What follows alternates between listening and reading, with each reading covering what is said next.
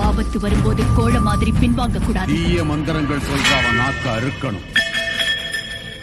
அவன் கழுத்து நரம்புகளை இருக்கணும். அப்பத்தான் அவனை அடக்க முடியும்.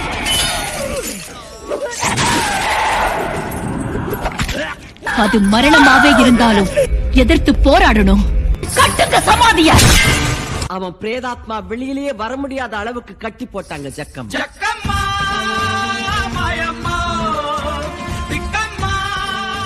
அந்த நிமிஷம் மகா காளியாத்தான் தெரிஞ்சாங்க.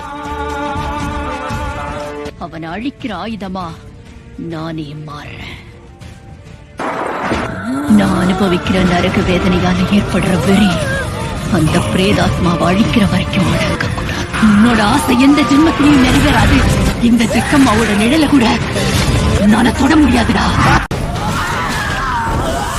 நல்ல ஞாபகம் இருக்கட்டும், இது ஏன் சமஸ்தானம்.